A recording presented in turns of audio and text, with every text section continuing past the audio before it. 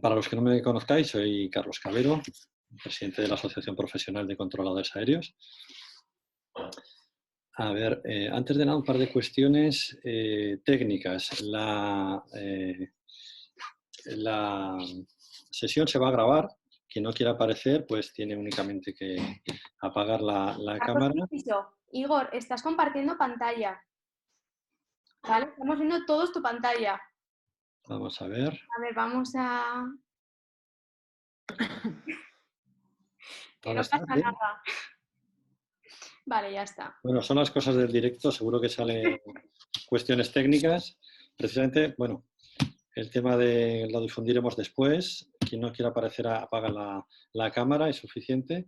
Y los micros también los vamos a apagar, de forma que quien quiera intervenir o tenga alguna pregunta, pues lo puede escribir en el chat y le pasaremos la palabra y plantear la pregunta o ya le daremos la palabra. Bienvenidos todos. Bienvenidos especialmente los compañeros pilotos del COPAC. Hoy batimos récord de asistencia. También bienvenidos compañeros del sindicato de EUSCA. Y me alegra especialmente que el interés que ha suscitado estos encuentros pues es una labor fundamental, la labor formativa dentro de la asociación profesional, como parte de la búsqueda de la excelencia en la profesión.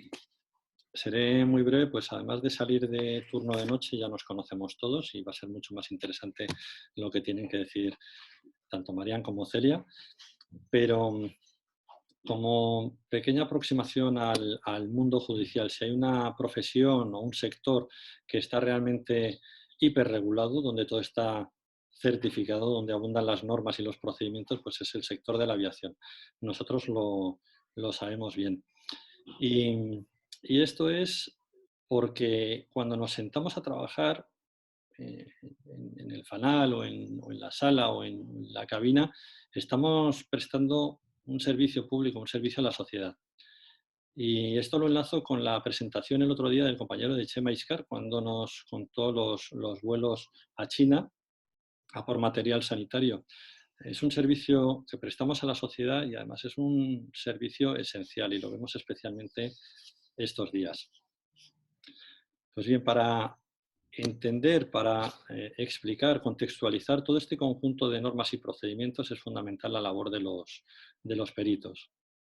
Y para hablarnos de ello está Marian Carnicer, que es abogada desde hace más de 20 años. Los que no la conozcáis, pues trabaja para la asociación profesional desde hace 2 años, con el encargo de llevar a cabo el colegio profesional, pero bueno, es licenciada en Derecho, máster en ICADE en Derecho Privado y actualmente, aparte de el tiempo que te quitamos en la asociación profesional, dirige el Departamento de Derecho Privado del despacho Carnicer y Zamora de Zaragoza. Y por otro lado tenemos a Celia Pulgar, es compañera de Asturias, también tiene un pasado en Derecho, es licenciada en Derecho y estaba realizando el doctorado en Derecho Público pues cuando se hizo controladora, es controladora desde hace casi 25 años, es perito judicial desde los inicios de la creación del cuerpo de peritos en el año 2016 y también nos contará su...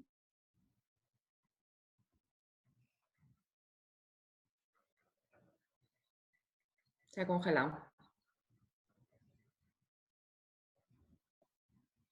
Carlos.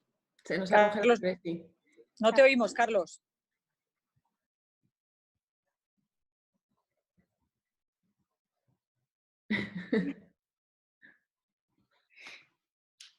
No pasa nada, es que hay mucha gente hoy, entonces... Bueno, empezamos si queréis. O esperamos a que se descongele, Carlos. Venga, Marian, empieza. Es que me da cosa dejarlo así, pobre. Espera, que le llamo un momentito. Vale. Disculpad, como sugerencia, muchas veces si nos quitamos todos la cámara, agilizamos la banda de recepción y transmisión. Pues muchas gracias por la sugerencia y si queréis podemos quitarnos la mayoría al vídeo.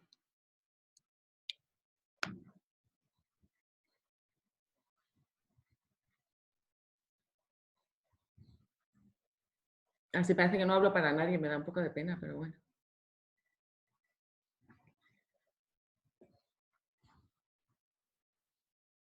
No pasa nada. Para YouTube este impasse lo cortaremos. No ha pasado nada.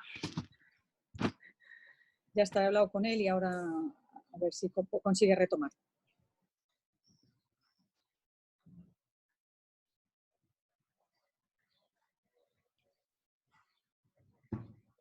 Bueno, sino que empiece Mariam y que termine la explicación al final, para no hacer esperar mucho. ¿Sí? ¿Os parece bien? Yo empiezo, sin problema. Bueno, Sí. pues nada, agradeceros a todos la participación, que la verdad es que, bueno, sorprende cuando vosotros sois de otro mundo y el mundo judicial así a priori no parece muy atractivo, pero bueno, ha tenido muy buena acogida y primero agradeceroslo y a Carlos su presentación. Como ha dicho, yo soy abogado de APROCTA y mi especialidad es el derecho civil y el mercantil. Aquí los abogados somos un poco como los médicos, que el que sabe de huesos no tiene por qué saber de neurología, ¿no? Entonces, yo estoy especializada en civil y mercantil y la prueba pericial puede darse en el proceso civil, también en el penal, en el administrativo, en el orden laboral. Y bueno, cambian un poco las normas del procedimiento, cambia un poco el marco, pero el contenido la verdad es que no, ¿no? Entonces, bueno, voy a compartir pantalla para la presentación que ha preparado Cristina para ir un poco sobre la misma, para explicaros un poco vosotros como técnicos, cuando se encargan una prueba pericial, cómo enfrentarte al desempeño de esa tarea, ¿no? De la prueba pericial. A ver si esto consigo hacerlo a la primera. Sí, yo creo que espera, que es que a mí me van a empezar a mandar avisos. Espera, voy a cerrar el Outlook, que si no... a ver,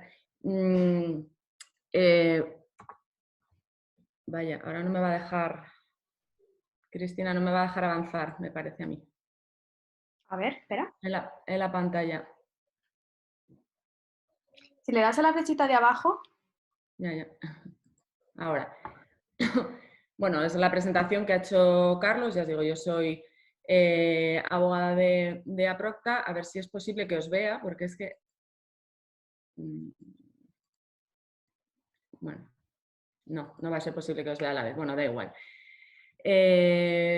Para el primer acercamiento yo os voy a explicar un poco la teoría de lo que es la prueba pericial, como si dijésemos la parte un poco más aburrida, y después Celia os explicará su experiencia como perito, ¿no? Que quizás os resulte más amena, más interesante esa parte, pero antes de nada tenemos que saber qué es una prueba pericial, cómo se hace, quién puede ser perito, etcétera, ¿no? ¿Qué es la prueba pericial? Pues bueno, la prueba pericial es uno de los medios de prueba posibles dentro de un procedimiento judicial o arbitral que se admiten en derecho español. A la gente muchas veces le sorprende escuchar esto, pero en derecho español las partes pueden mentir. No pasa nada, las partes y sus abogados pueden mentir en sus escritos de contestación, en sus interrogatorios. ¿Qué pasa? Que los jueces, de lo que pongamos en negro sobre blanco, a priori no se creen absolutamente nada. Lo que tú pretendes en un procedimiento y lo que tú alegas lo tienes que probar, lo tienes que demostrar. Y en ese sentido se regulan una serie de medios de prueba, que son pues, los documentos, los interrogatorios de los testigos, el reconocimiento judicial y la prueba pericial. ¿Cuándo se usa o cuándo se utiliza, cuándo recurrimos los abogados o las partes a la prueba pericial?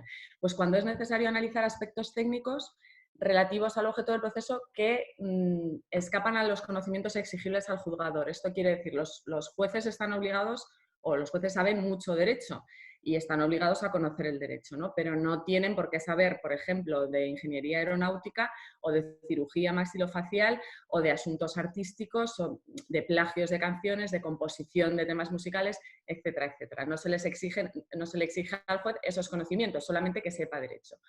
Y entonces, cuando nos enfrentamos a un asunto que para entenderlo bien hace falta entender la técnica, pues entonces las partes normalmente, o incluso el propio juez, acudimos a un perito que pueda explicar al juez de qué estamos hablando. La definición del dictamen pericial la encontramos en el artículo 335 de la Ley de Enjuiciamiento Civil, que dice que es la actividad procesal mediante la cual una persona o institución suministra al juez argumentos o razones para la formación de su convencimiento acerca de ciertos datos controvertidos cuya percepción o comprensión escapa a las aptitudes comunes judiciales. Es decir, esto es una prueba esencial para las partes y para los abogados para que puedan resolverse procesos en los que para entender el objeto es necesario tener determinados conocimientos científicos, técnicos, artísticos o incluso prácticos. ¿Qué se necesita para actuar como perito? Si vosotros estáis pensando en haceros peritos o en apuntaros a las listas de peritos de vuestras respectivas asociaciones o colegios profesionales, lo primero que se necesita para actuar como perito es poseer el título oficial que corresponda a la materia objeto del dictamen. Si la materia objeto del dictamen no está comprendida en ninguno de los títulos oficiales que existen a día de hoy, en ese caso pues bastaría con que fuese una persona experimentada, pero en principio a vuestros efectos a vosotros os llamarían en condición de titulado oficial como controlador aéreo o como piloto, ¿no? Es lógico y para los jueces tiene peso que a mayor experiencia, a mayores méritos o capacidades, pues más fácil será que el juez tenga en cuenta tu criterio o tu dictamen para formar su convencimiento. Lo segundo que se le exige a cualquier experto para que pueda actuar como perito es el juramento o promesa de actuación objetiva e imparcial. Esto es lo más importante para un perito. El perito tiene que jurar o prometer antes de todo, y tiene que hacerlo constar en su informe pericial, que va a actuar con absoluta imparcialidad y objetividad, ateniéndose a la verdad y exponiendo todos aquellos datos o hechos que puedan tanto perjudicar como beneficiar a cualquiera de las partes, independientemente de que sea un perito judicial o un perito de parte, que luego veremos cuál es la diferencia entre uno y otro, ¿no? Además de esto, se le exige que declare expresamente, y aquí es donde os metemos un poco de miedo, que declare expresamente que conoce las sanciones penales a las que se puede enfrentar en los supuestos o en el caso de que incumpla sus deberes como perito, sobre todo en el caso de que incumpla ese deber de objetividad e imparcialidad, ¿no?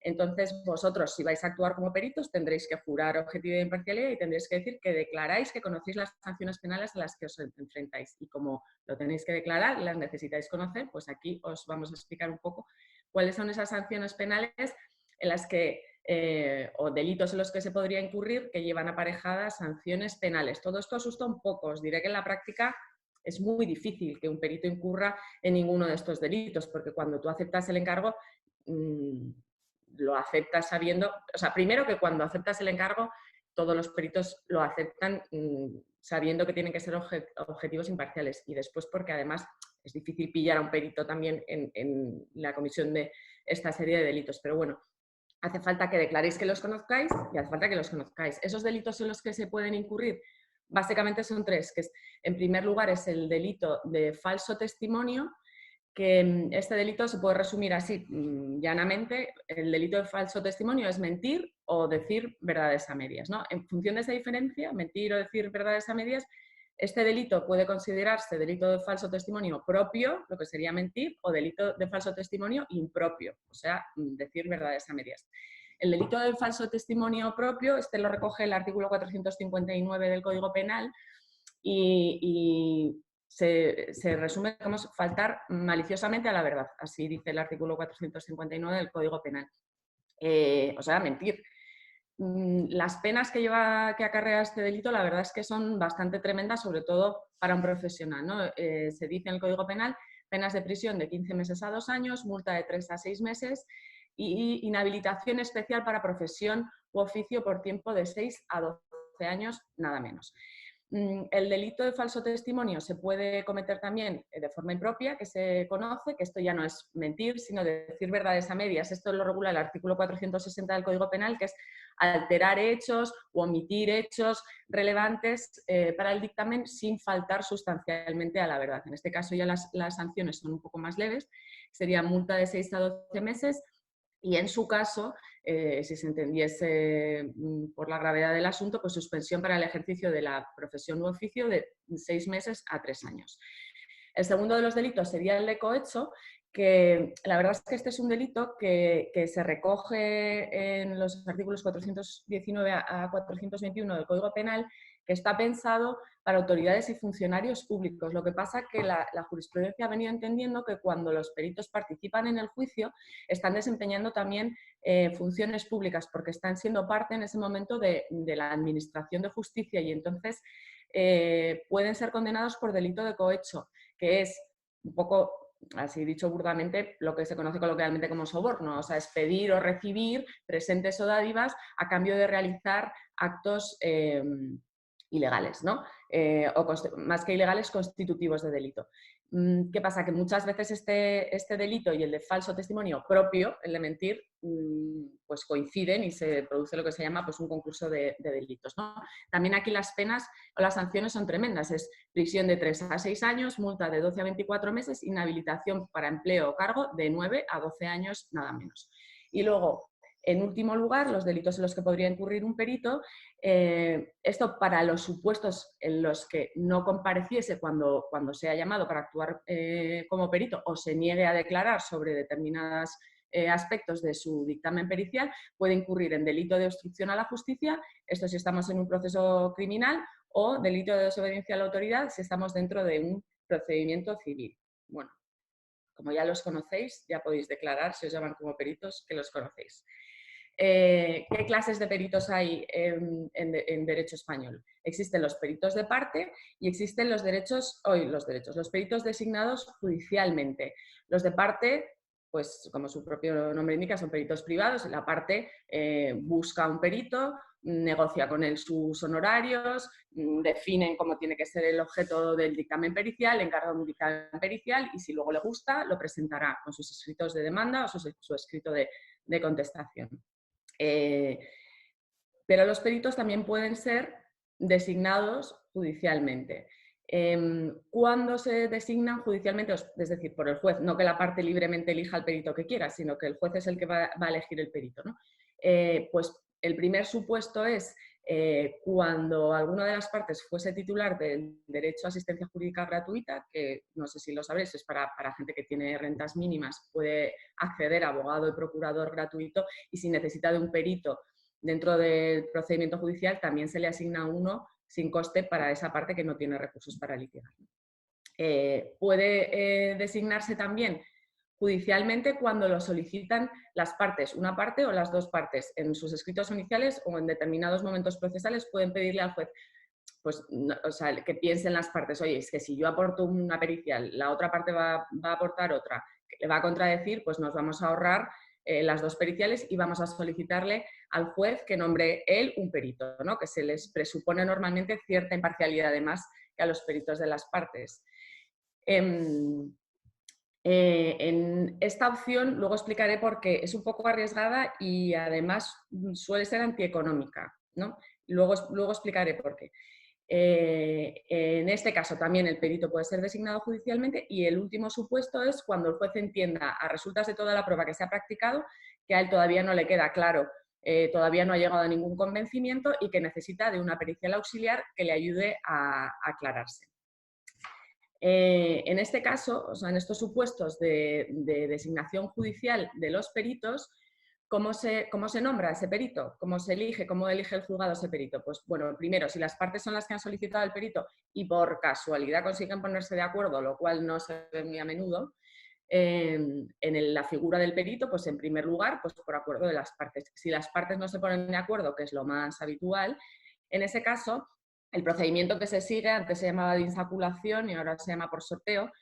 ¿Y en qué consiste? Pues bueno, más o menos a principios o durante el mes de enero, los juzgados y tribunales piden a los colegios, distintos colegios profesionales y asociaciones profesionales también, que les envíen un listado de asociados o colegiados que estén dispuestos a actuar como peritos en un procedimiento judicial. Con lo cual, a vosotros antes, vuestro respectivo colegio os habrá preguntado, o asociación, ¿no? Os habrá preguntado, ¿y a quién le interesaría actuar como perito en un procedimiento judicial? Y con las personas interesadas, la asociación o el colegio elabora un listado que remite a los distintos órganos judiciales cuando estos se los piden más o menos en el mes de enero, ¿no?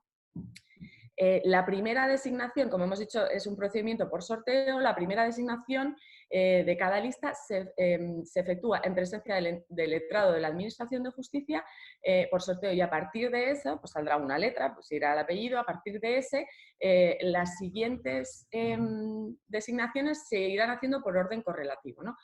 El que haya salido, el perito que haya sido designado por este procedimiento, será contactado y se le dirá si acepta ese encargo como perito o no. Tendrá 2 días para comunicar al juzgado si acepta su designación como perito, y en ese caso lo primero que tendrá que hacer es el juramento, como hemos visto antes, el de objetividad e imparcialidad, el ser lo más objetivo posible en su informe, teniendo en cuenta lo que pueda perjudicar o favorecer a cualquiera de las partes. A continuación, le dará nuevamente el juzgado un plazo de 3 días para solicitar provisión de fondos de sus honorarios por actuar como perito, ¿vale? Y el letrado de justicia examinará esa provisión de fondos y les dará a la parte que lo haya solicitado, o a las 2 partes si lo hubiesen solicitado las 2, un plazo de 5 días para depositar estos honorarios en la cuenta de depósitos y consignaciones del juzgado. Y si no lo depositan en esos días, el perito queda liberado de su obligación de emitir dictamen y las partes pierden completamente la posibilidad de designar un nuevo perito, de contar con un perito, pierden la prueba pericial dentro del procedimiento. Por esto, precisamente, os decía antes que este perito judicial, en muchas ocasiones, no digo siempre, y perdón si alguien aquí actúa como perito judicial y no he actuado como voy a decir, lo siento, pero yo en ocasiones, en bastantes, sí que me lo he encontrado, como cuando la designación es judicial, los peritos conocen que en el caso de que no les paguen sus honorarios, la parte se va a quedar sin la prueba, y muchas veces nos encontramos con solicitudes de honorarios un poco infladas. En procedimientos arbitrales especialmente, porque además como provisión de fondos se suele pedir el 100% de tus honorarios. Tú pides, se me pague esta cantidad en concepto de provisión de fondos, pero ahí normalmente los peritos piden el 100% de sus honorarios y saben que la parte está obligada a pagarlo si no quiere perder la prueba pericial. Y yo me he llegado a encontrar en procedimientos arbitrales con solicitudes de provisión de fondos de 100.000 euros que hubo que pagar, si no nos quedábamos sin pericial. Cuando se designa judicialmente a un perito, existe la posibilidad de que este perito sea recusado. ¿Qué quiere decir recusado? Que sea apartado del procedimiento. Las partes pueden alegar que en el perito concurren determinadas circunstancias que hacen que peligre esa objetividad, esa posible objetividad e imparcialidad. Un momento, antes de lo de la recusación, sí que os quería decir, en esto de los honorarios, y por explicar un poco, que no sé si me he explicado bien, que puede resultar antieconómico el perito designado judicialmente. ¿Qué pasa? O sea, cuando la designación es de parte del perito, pues la parte busca un perito, pues muchas veces no conoces a un ingeniero, no conoces a un controlador, pero llamas a la asociación correspondiente, llamas al colegio correspondiente y dices, quiero un perito que sea experto en esto y esto. Cuando el colegio te lo facilita o la asociación te lo facilita, tú ahí empiezas una negociación con ese perito. Pues mira, quiero un informe pericial sobre esto. ¿Cuánto me va a costar? Tanto. Pues no, menos.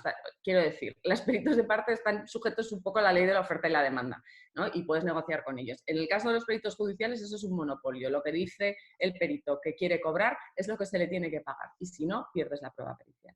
¿Vale? Eso es un poco a lo que me refería con lo del antieconómico, el perito judicial. Este perito judicial se puede recusar, pero no por estos motivos económicos. Se puede recusar porque tenga un interés directo o indirecto en el resultado del pleito, o relación de parentesco con cualquiera de las partes, o amistad o enemistad manifiesta con cualquiera de las partes. En general son 19 motivos por los cuales se podrían recusar a un perito, que están recogidos en los artículos 124 de la LEC y 219 la LEC es la Ley de Enjuiciamiento Civil, perdón, y 219 de la Ley Orgánica del Poder Judicial. En este caso, en la recusación, si la parte que alega la existencia de esos motivos consigue demostrarlos en un incidente que se sustancia, el perito es apartado del procedimiento y entonces se nombra o se procede a nombrar otro perito judicial. Pero Si no existe perito judicial, si el perito es un perito de parte, en ese caso no puede ser recusado. En ese caso solamente puede ser objeto de lo que se llama tacha, que es que la parte que quiera tachar al perito alega esos mismos motivos, pues este perito entiendo que no es imparcial porque tiene una relación de dependencia con el demandante o de parentesco con el demandado, o tiene un interés directo en el resultado del pleito porque tiene acciones de no sé, lo que sea, aquellas circunstancias que hagan que el perito, que se tema por la objetividad o la imparcialidad del perito, pero en este caso el perito no es apartado del procedimiento. El perito emitirá exactamente igual su dictamen pericial, por supuesto se le ofrecerá la posibilidad de defenderse de esas tachas que se hayan vertido sobre él, e incluso le puede pedir al juez que expresamente en la sentencia declare que esas tachas no estaban fundamentadas, en el caso de que no lo estuvieran, y esas tachas únicamente lo que pasa es que el juez las tendrá en cuenta a la hora de valorar la prueba pericial, pero el perito sigue dentro del procedimiento. ¿De acuerdo? Y bueno, me parece, no sé si seguimos. Vale, ya tenemos designado el perito, ya sabemos lo que hace falta para ser perito y el procedimiento para su designación. ¿Qué es lo que tiene que hacer el perito? Pues emitir un dictamen pericial, ¿no? Lo primero, a la hora pues, de ponerte a hacer el dictamen pericial, pues vuestra principal duda normalmente es, oye, ¿esto yo cómo lo hago? ¿Qué forma le doy? ¿Qué estructura le doy? La Ley de Enjuiciamiento Civil dice muy poco sobre la forma que tienen que tener o el contenido que tienen que tener los dictámenes periciales. Únicamente dice que tienen que contener el juramento o promesa de imparcialidad y de objetividad y que tienen que contener la declaración expresa de que el perito conoce las sanciones penales que acarrean los delitos por incumplimiento de sus deberes como perito, ¿no? Y además dice también que tienen que acompañar documentos, materiales e instrumentos adecuados para exponer el parecer del perito, pero no dice nada más. Para vuestra ayuda y para si en algún momento os tenéis que enfrentar a la redacción de un dictamen pericial, es muy, muy útil una norma de AENOR, que es norma UNE 197001, de criterios generales para la elaboración de informes periciales. La tiene APROCTA y en un momento determinado la podría poner a vuestra disposición. Esta norma te explica cuál sería la estructura y el contenido óptimos de un dictamen pericial. Lo voy a decir aquí muy rápido porque después Celia os lo explicará con un poquito más de detenimiento, ¿no? Pero esta norma te dice, pues tienes que empezar con un título, tienes que después presentar quién es el perito, diciendo pues su nombre, sus apellidos, sus datos de contacto, su currículum profesional, tendrá que ir firmado y fechado por el propio perito, tendrá que contener el juramento, la declaración de conocer las sanciones penales. Es conveniente que contengan un índice tanto del cuerpo del informe pericial como de los anexos que lleve, y este cuerpo del informe a su vez te dice cómo se debería estructurar, ¿no? Empezando por cuál es el objeto, la finalidad del informe, cuál es el alcance, qué es lo que las partes te han pedido que trates en ese informe, cuáles son los antecedentes de hecho por orden cronológico, cuáles son las consideraciones preliminares, es decir, los datos de partida, todas las actuaciones necesarias para la comprensión de la investigación realizada, cuál es la metodología que se ha empleado, los documentos de referencia, todas las normas o la bibliografía en la que te hayas basado. Una cosa muy importante para vosotros, la terminología y las abreviaturas, porque vosotros, pilotos y controladores, tenéis una cantidad ingente de abreviaturas en el desempeño de vuestro trabajo y la verdad es que es un lío, pues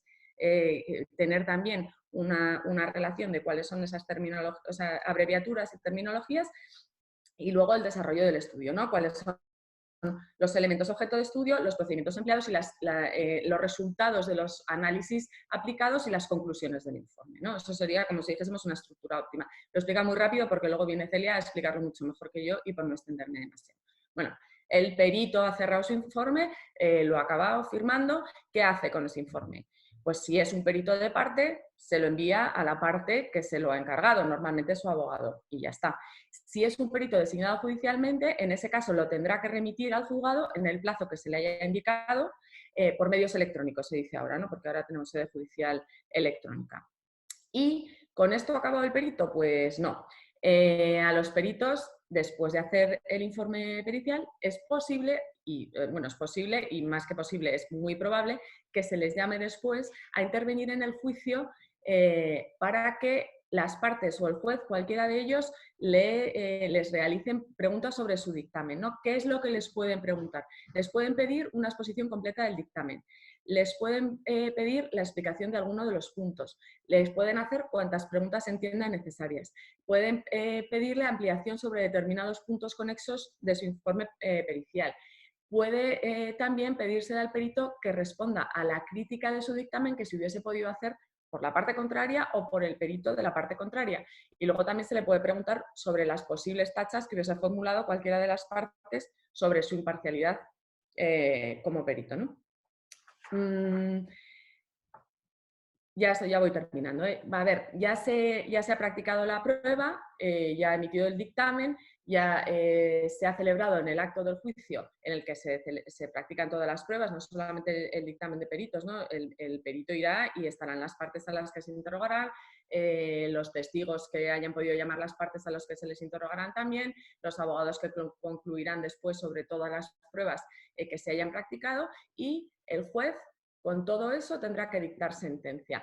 ¿Cuál es el valor probatorio de la prueba judicial? Es decir, ¿en qué medida tiene que el juez aceptar el criterio de los peritos, ¿no? El artículo 348 de la Ley de Enjuiciamiento Criminal dice que el tribunal, de la Ley de Enjuiciamiento Civil, perdón, que el tribunal valorará los dictámenes periciales según las reglas de la sana crítica. ¿Qué quiere decir esto? Que el juez puede valorar libremente el dictamen pericial, no le resulta vinculante, eso no tiene por qué aceptar todas las conclusiones de los dictámenes periciales. ¿Por qué? Porque si no, la verdad es que los peritos se convertirían en jueces de hecho, ¿no? Si los jueces estuviesen obligados a aceptar las conclusiones de los dictámenes periciales. Entonces los jueces no están obligados, lo pueden valorar libremente según las reglas de la sana crítica. Hombre, bien es verdad que si rechazan las conclusiones de los peritos tendrán que motivar los jueces por qué, porque esa pericial no goza del poder de convicción que se le supone a la prueba pericial. Como lo tienen que motivar, ¿qué pasa? Que cuanto más objetivo y más exhaustivo sea un dictamen pericial, más difícil le va a resultar al juez rechazar el valor probatorio de ese dictamen pericial. Os he puesto aquí el texto de una sentencia que la verdad es que es del 81, es bastante vieja, pero se sigue citando a día de hoy, ¿no? En mucha jurisprudencia sobre qué es lo que esperan los jueces de los peritos y cómo valoran los jueces los dictámenes periciales, ¿no?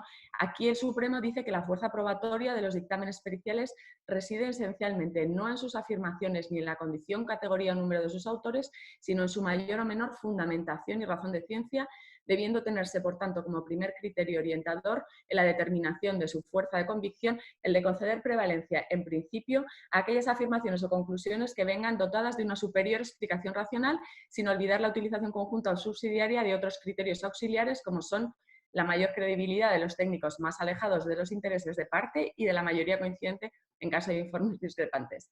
Como veis, el lenguaje muchas veces de los jueces es un poco revesado. Aquí lo que viene a decir el Tribunal Supremo es que lo primero es tener en cuenta los dictámenes periciales que estén mejor explicados, ¿no? Que es lo que dice, dotados de una superior explicación racional. Y otros criterios subsidiarios pues son que normalmente tienen más en cuenta los peritos judiciales que los peritos de parte, sabedores como es que las partes con los peritos pues muchas veces pues negocian, incluso que si consigues un dictamen pericial contrario de parte no tienes por qué aportarlo a tu escrito, ¿no? Lo puedes obviar. Y luego también otro criterio es que si hay varios peritos en el procedimiento y dos o más coinciden en una conclusión, pues también habrá que darle prevalencia a eso.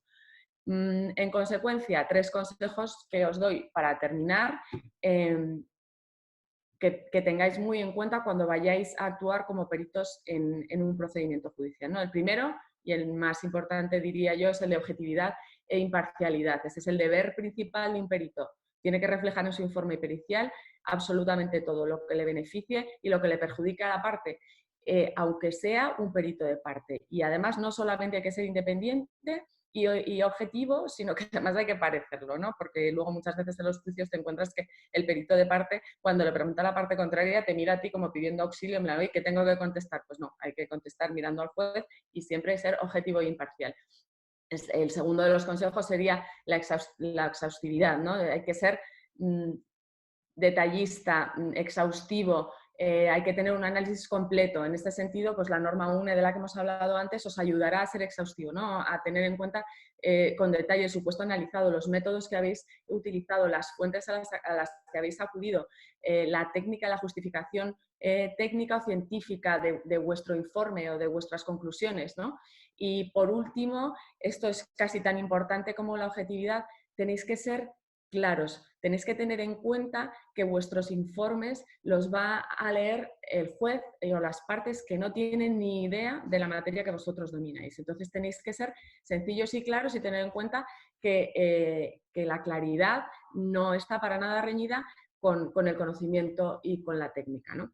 Y con esto yo creo que le dejo paso a Celia. No sé si queréis las preguntas esperar al final o no. Marian, dejamos las preguntas para el final mejor, ¿vale? Vale, me parece muy bien. Dejo yo de compartir pantalla porque si no, no os veo y le dejo a Celia ya. Vale. Hola, buenos días a todos. Pues yo voy a hablaros, para no repetirnos, porque la verdad que las cosas jurídicas son un poco arduas a veces, voy a hablaros de la experiencia y del caso particular de los controladores, de los peritos controladores. Afortunadamente hasta ahora el cuerpo de peritos, que existe desde 2016, ha intervenido casi siempre en la jurisdicción laboral, ¿no? En los casos de juicios de los controladores con sus empleadores. Y no tanto, al menos de momento, en juicios de orden civil o penal, pues no ha habido accidentes en los que hayamos estado implicados, afortunadamente, y entonces, pues bueno, digamos que nos hemos limitado a la jurisdicción laboral. ¿Qué hace un perito controlador? ¿Qué podemos aportar a la impartición de la justicia? Hay que tener en cuenta que el juez es una persona que sabe de derecho, pero que es imposible que conozca de todo. Y, por ejemplo, pues eso, un juez que está en un juzgado de lo laboral de a lo mejor una provincia, ¿no? Sobre un tema que haya surgido pues aquí en Asturias o en cualquier sitio, ¿no? El juez de un juzgado laboral de Avilés, es muy difícil que conozca los entresijos de una profesión tan altamente normativizada, tan específica, tan tecnológica como es la nuestra o la de los pilotos. Y eso pasa con muchos campos del conocimiento, ¿no? Al juez que está ahí le caen juicios de todo tipo de cosas. Entonces, como es imposible que él sepa de todo, la función de los peritos es explicarles esas cosas. En nuestra profesión, pues ya adelantaba Marian, tenemos muchísimos acrónimos, además hablamos con ellos, ya se han convertido en palabras en sí mismas. Nosotros hablamos de un ILS, de la TZ, del CTR, de no sé qué, y para nosotros es algo muy obvio, pero claro, un juez que vea al que se le relaten unos hechos plagados de este tipo de acrónimos y de temas muy técnicos, pues claro, se encuentra perdido. El último dictamen en el que yo participé, por ejemplo, para poneros un ejemplo de sobre qué basaba, la discusión al final estaba entre lo que era una TZ, lo que era un CTR, lo que era el servicio de aproximación, lo que era el servicio de torre, el tipo de licencias que tenemos, para qué te habilita cada una de las habilitaciones y las anotaciones de unidad. Claro, un juez ante una carta de acuerdo, un plano de aeródromo que está publicado en el AIP, pues es como si te ponen delante una novela escrita en chino. O sea, es algo muy técnico. Y la labor del piloto y del controlador perito no es dar su juicio de valor sobre lo que le parece, o no es, aunque nos pueda resultar duro como compañeros, no es defender a la postura, aunque vayamos de parte de un compañero, no es defender la postura del compañero, sino explicarle al juez objetivamente qué está pasando ahí. Y a veces tienes que empezar en la estructura del dictamen que propone la norma de AENOR, que explicaba Mariam. A veces tienes que empezar por lo más sencillo que tú ves muy obvio, y ahí está lo importante del requisito o del consejo de claridad. Hay que empezar por lo más sencillo. Explicar, pues eso, qué es una TZ, dónde se presta el servicio de torre, qué es un CTR, cuáles son sus dimensiones, qué implica que se preste el servicio teniendo una habilitación ADI, RAD, APP, APS, todas esas cosas que para nosotros son muy obvias, hay que explicarlas, y además explicarlas con un lenguaje normal, con un lenguaje que pueda entender una persona que no tiene conocimientos aeronáuticos, porque puede darse el caso de que efectivamente el juez, por sus aficiones o por el motivo que sea, conozca la terminología, pero lo normal será que no. Y básicamente en eso consiste nuestra labor. Cuando se nos ocurrió la idea de esta charla, que inicialmente iba a ser parte del evento de Just Culture que íbamos a celebrar en Zaragoza, fue un poco para recalcar esto, para que aquellos que vayamos a intervenir como peritos y que pertenecemos al cuerpo de peritos, en este caso de APROCTA, o al cuerpo de peritos del COPAC, seamos muy conscientes y tengamos muy presentes estos consejos sobre qué es lo que tenemos que hacer, porque la mujer del César no solo tiene que ser honesta, sino parecerlo. Tenemos el hándicap de que tanto si somos peritos de parte como si somos nombrados judicialmente, pertenecemos al cuerpo que está siendo juzgado. O sea, la persona implicada en el juicio en el que nosotros vamos a participar va a ser un compañero. Y no podemos caer en la tentación de que el peritaje sea una defensa a ultranza del compañero, porque eso invalidaría completamente la prueba. Y nuestra credibilidad como peritos nos pondría, como decía Marian, incluso en riesgo de incurrir en delitos, y sobre todo que el juez no te lo va a comprar. O sea, si él ve que tú estás ahí defendiendo al compañero como si no hubiera un mañana, no va a comprar esa argumentación que tú hagas. Simplemente nuestra labor tiene que ceñirse a explicarle qué es lo que está pasando, cuál es el entorno en el que se desenvuelve nuestro trabajo y todas las cosas técnicas, para que él luego, que es el que sí que entiende de las normas, del derecho, de la justicia, tome su propia decisión al respecto. Y a veces, aunque nosotros estemos muy convencidos del peritaje que estamos haciendo y de lo que estamos, del informe que estamos emitiendo, pues después el juez te sale por donde no te imaginabas.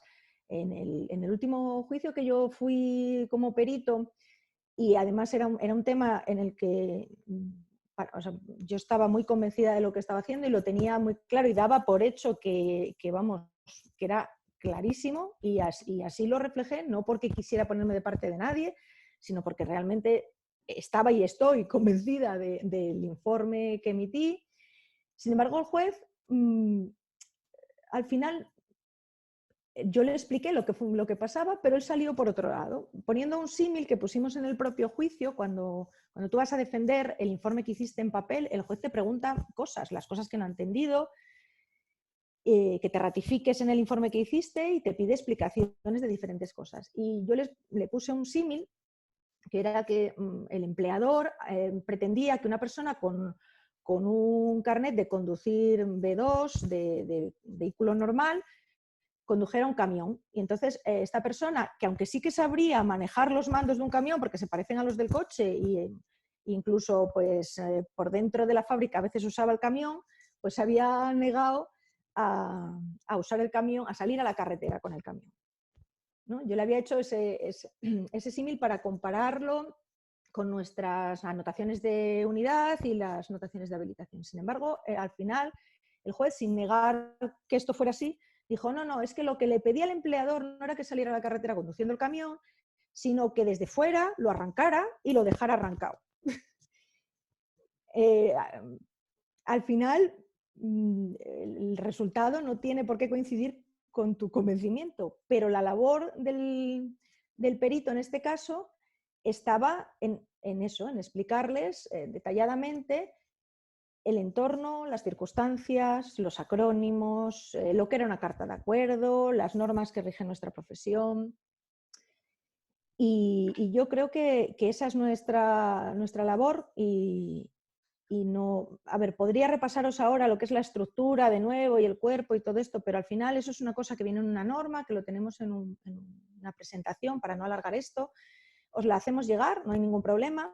Si tenéis alguna duda a través de la asociación, el día que tengáis que veros en la situación de hacer un informe, pues bien Marian o bien yo en la parte que pueda como experiencia y Marian sobre todo en la parte de mayor conocimiento profesional, os podemos orientar y haceros llegar la norma y nada más.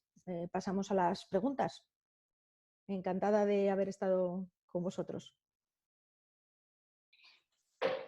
Muchas gracias, Celia, Marian. Creo que ya mis problemas de conexión se han superado. Creo que me veis y me podéis oír de nuevo. Mira, solamente quería resaltar dos cosas que habéis mencionado las dos y que me parecía muy interesante por mi parte. Una, que con respecto a los peritos y al peritaje, lo primero que nos viene a la cabeza es la intervención en un caso de accidente y, como bien decías, Celia, bueno, muchas veces la labor está en el ámbito pues, laboral o en la interpretación de un procedimiento ante un juez o en incluso cuestiones civiles o administrativas, ¿no? Y ahí es interesante que un profesional preparado pues pueda hacer esa labor explicativa.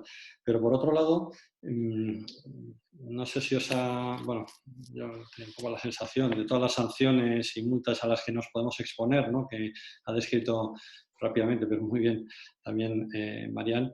Efectivamente, los peritos, querría resaltar y poner en valor que no solamente están haciendo una labor difícil, en algunos casos con implicaciones legales, sino que además, y esto lo hablaba precisamente con un compañero piloto que había sido perito, tiene una labor de compromiso personal y que cuando están participando supone una involucración a nivel ya emocional importante que como os decía, quería poner en valor. No es porque el caso pues, bueno, pues pueda ser un accidente y sea un tema muy triste, sino porque además del dictamen pues puede influir pues que la sentencia afecte a determinadas personas, pueden ir a la cárcel, con lo cual tiene una labor realmente, yo creo que difícil y muy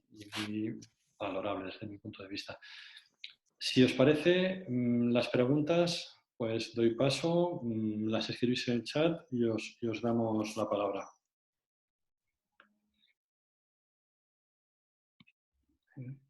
Como decía también Cristina antes, os haremos llegar la presentación a todos, por supuesto. Vale, Álvaro tiene una pregunta. Si te parece, Cristina, le abres el micrófono, lo puede trasladar él directamente.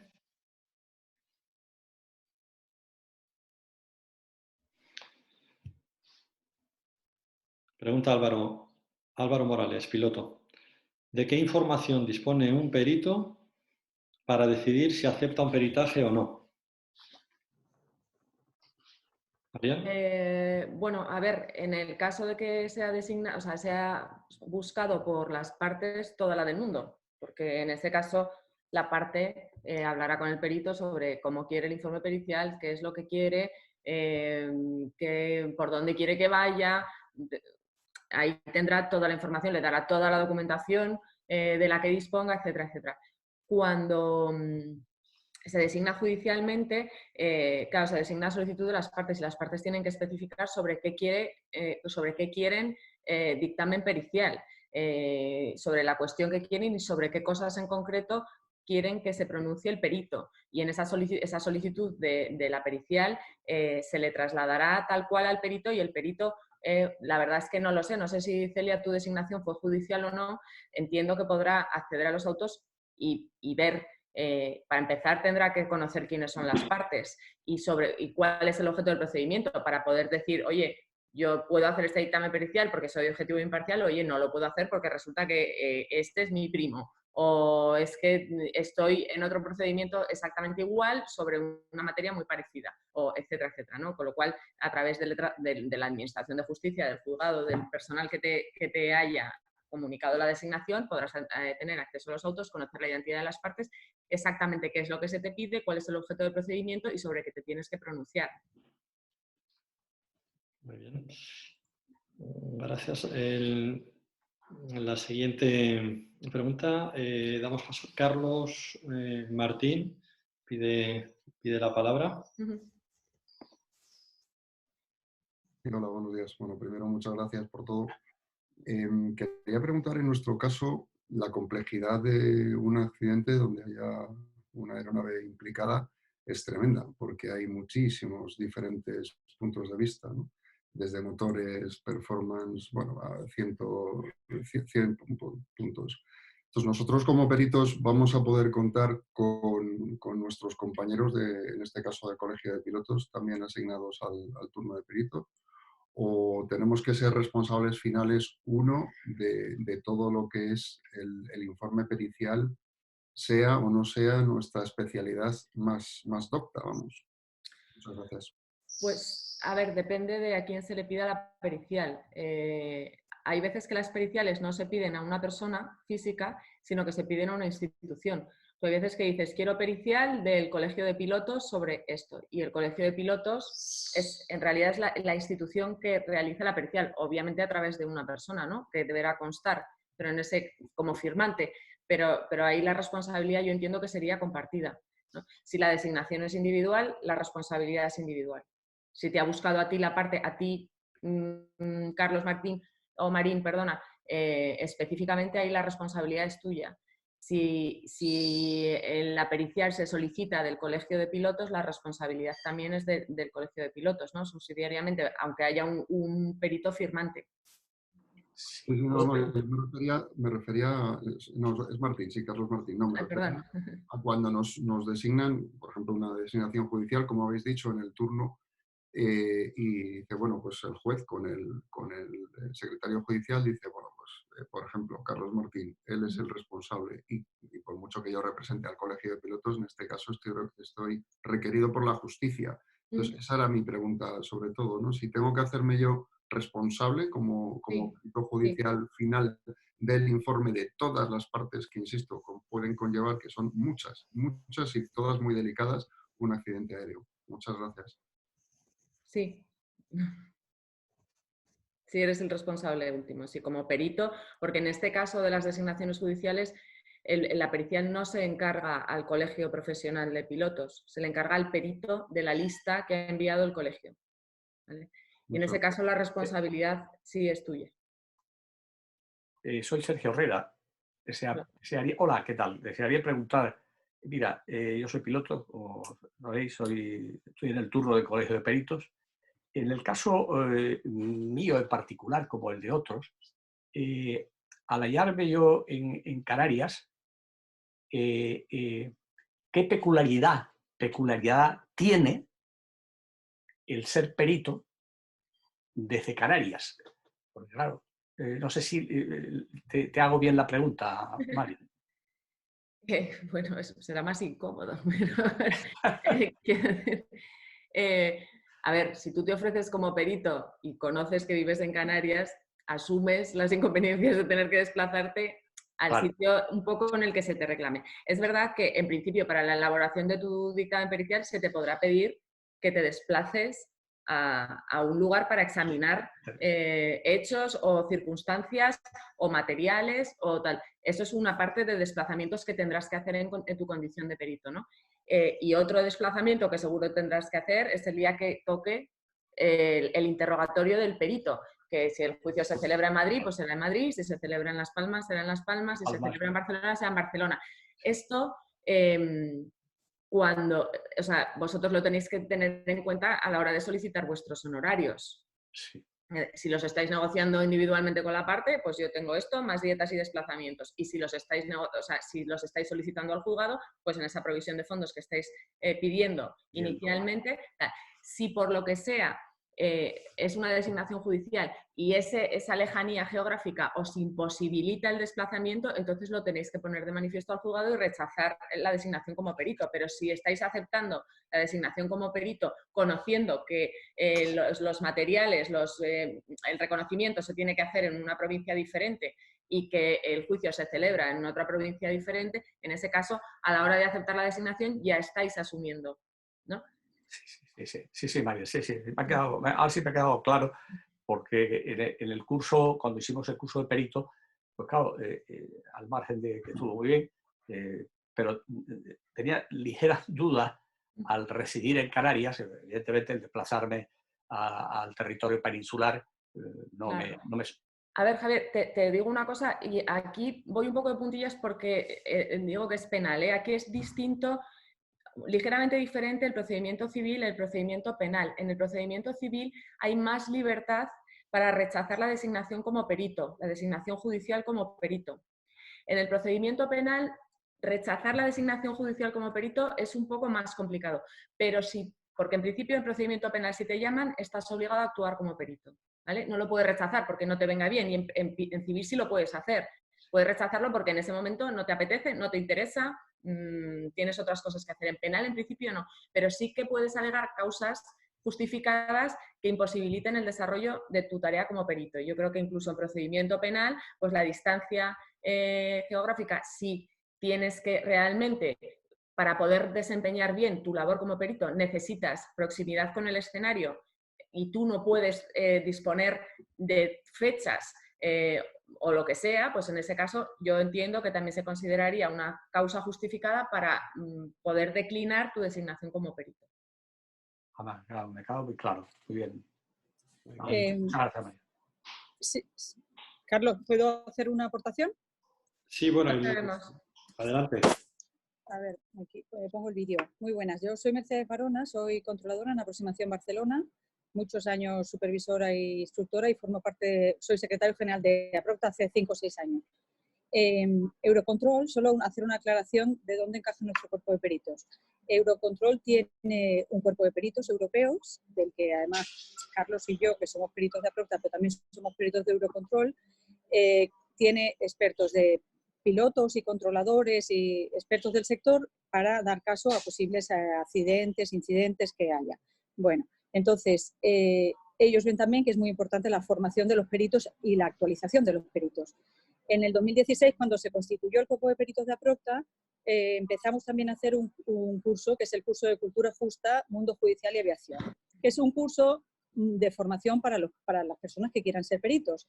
Pues un curso en que pues como hoy, se ven términos legales que nos interesa y tenemos que conocer, y a su vez, en el mundo judicial, ellos van viendo poco a poco términos de cultura justa, que son poco frecuentes, y términos de aviación, ¿no? Entonces, este mes de marzo tenemos este curso en Zaragoza que tuvimos que cancelar por el COVID, que ya veremos si se puede hacer en octubre o no. Este curso participan pilotos, varios de los pilotos que están hoy aquí han participado y participan controladoras, participan gente de seguridad, participan jueces, participan fiscales y gente del mundo judicial y abogados, ¿no? Entonces, en esta formación hay parte de formación teórica y parte de práctica. Y los peritos que están apuntados a la lista, que es la lista de peritos de APROCTA, se renueva anualmente, es interesante que hagan esta formación anual, porque ahí se ven casos prácticos, se ven conceptos teóricos, pero se ven casos prácticos y se ven casos de accidentes reales que se analizan en conjunto y se ven cómo se tiene que hacer también un informe pericial. Y en el caso concreto de actuaciones de peritos controladores, pues como Celia, han sido casi siempre peritos de parte. Ha habido 2 o 3 actuaciones, peritos de parte, en que se ha pedido a la asociación quién sería un perito controlador apropiado y desde la asociación hemos mirado que el perito tuviese los conocimientos adecuados. En el caso de que ha intervenido Celia, pues una persona que tiene experiencia en torre, que conoce lo que es una TZ, que conoce lo que es una habilitación ADI, etc. Y en otro caso que hubo, no sé si recordaréis que hubo un despido de algunos controladores en Fuerteventura por parte de otro proveedor, de Saerco. Ahí se cogió un perito que tenía experiencia en torres, fue en Canarias, y especialmente en torres que daban servicio H24 y que tenía una serie de características. Ahí, igualmente, el informe pericial explicaba un poco por qué no se pudo en aquel caso ampliar el servicio. El proveedor pedía ampliar el servicio sin haber notificado previamente, porque no había el resto de servicios aeroportuarios. O sea, si este avión que querían que despegara fuera de horario le llega a pasar algo, pues no hubiera habido ambulancias, no hubiera habido bomberos, Entonces, esto es lo que tenía que explicar un poco el perito. Quiero decir que la formación esta que hacemos es interesante para contextualizar un poco que el perito esté actualizado y formado y luego para saber cómo tiene que redactar el informe y actuar en un juicio. Eso no sé si contesta una de las preguntas que venían un poco a continuación también. Seguimos orden. Luis Villarte, luego Carlos Jurado, ¿os parece? Luis. Hola, buenos días a todos. Gracias por la charla, ha sido fenomenal y muy aclaratoria. Poco a poco vamos teniendo más casos de peritajes en APROCTA. No sé si eso es bueno o malo, yo diría que más bien que es malo, cuanto menos mejor.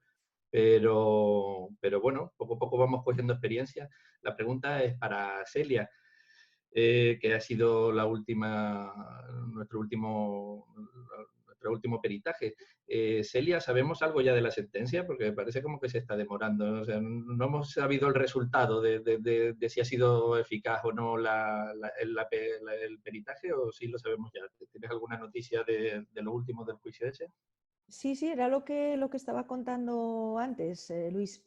El juez, digamos, se salió por la tangente. O sea, se perdió el juicio porque no entró a valorar, digamos, si creía o no creía la exposición que se había hecho. Yo por un lado, aunque primordialmente le explicaba el entorno en el que se había producido y todas las cosas técnicas y todo, yo veía claro que, digamos, con el ejemplo que ponía antes, que la persona en cuestión no tenía habilitación para hacer lo que la empresa le obligaba a hacer y que por eso ella se había negado, que eso era el motivo era una sanción laboral por haberse negado a hacer una cosa que venía en la carta de acuerdo.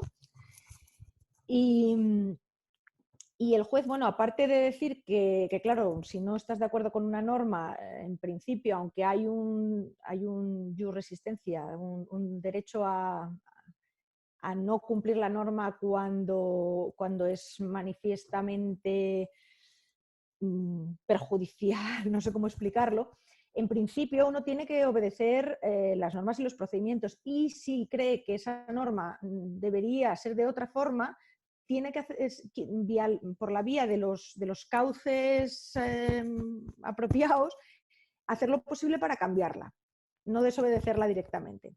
Entonces no constaba que esta persona, antes de ponerse a desobedecer, hubiera manifestado su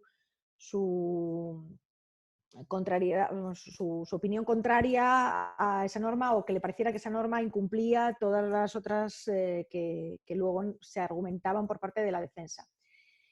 Pero al final, la resolución final se tomó en base a lo que decía. El juez consideró que lo que había que dirimir no era si tenía licencia para conducir camión, si tenía carnet de camión, porque no le habían mandado que lo condujera, sino simplemente que lo arrancara desde fuera. O sea, la cuestión estaba en que, bueno, se había negado a asumir un tráfico asumiendo la etiqueta en la pantalla radar, cuando la anotación de la persona era ADI APP y no APS. Vale. Mira, la sentencia esta es reciente, entiendo, ¿no? Sí, no sé decirte. finales de marzo, principios de abril, justo más o menos cuando todo... O sea, en medio del COVID. Pues si me la puedes hacer llegar, Celia, te lo agradezco, sí, ¿vale? Sí. Bueno, es todo, gracias. Nada, a ti, hasta luego. Muy bien, pues después de Luis, adelante. Creo que me tocaba a mí, ¿no? Carlos Jurado, sí, adelante. Hola a todos desde el exilio. Tenía una pequeña pregunta para, pues no sé si para Mariano, para Celia o para quien me la pueda responder. Hablabais de la posibilidad de recusación, ¿no? Al final, pues vamos a ponernos que, como ha dicho Celia, es un conflicto entre trabajador y empleador. Y pues el perito, por la razón que sea, trabaja también para el empleador, pero como es miembro de la Procta, al final no me gusta el perito y lo intento recusar. Pero el siguiente perito tampoco me gusta y lo intento recusar. ¿Hasta qué punto podemos estar alargando la rueda de la recusación? A ver, en derecho hay una cosa que se llama mala fe procesal. A ver, por resultar un poco clara, hasta que le acabes tocando las narices al juez. Decía lo de que pedir en proceso civil un perito judicial no solamente es económico a veces, sino a veces también arriesgado. ¿Por qué? Precisamente por esto que dices, por el tema de la recusación. Porque si a una de las partes le interesa dilatar el procedimiento, y a veces eso sucede, a una de las partes lo que le interesa es dilatar lo máximo posible el procedimiento, recusa al perito, alega la causa que estime y cuando recusas al perito lo que pasa es que se abre lo que se conoce como un incidente de recusación y el procedimiento principal se suspende hasta que se resuelva ese incidente de recusación. Si no prospera, bueno, vuelves al momento en el que estabas, pero ya has conseguido dilatarlo. Y si prospera, se designa uno. ¿Lo puedes volver a recusar? Sí, en teoría, si entiendes que hay causa, sí.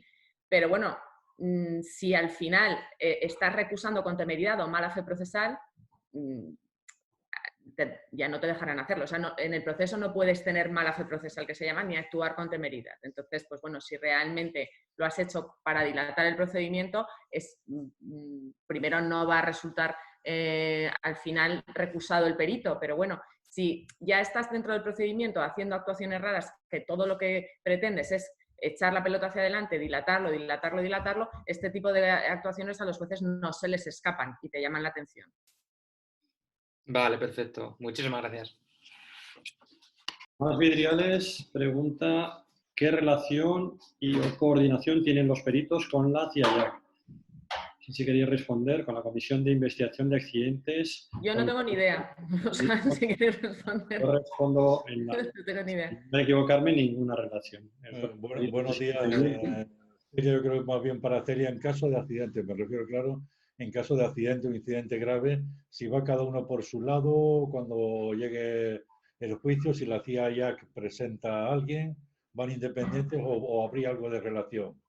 También añadir solo un puntito de lo que hablaste, Celia, de que el esfuerzo, mi reconocimiento al reto pedagógico que es explicarle esta profesión nuestra a gente como en un juzgado o a gente que no tiene ni idea. Y el último caso que has mencionado lo confirma mucho.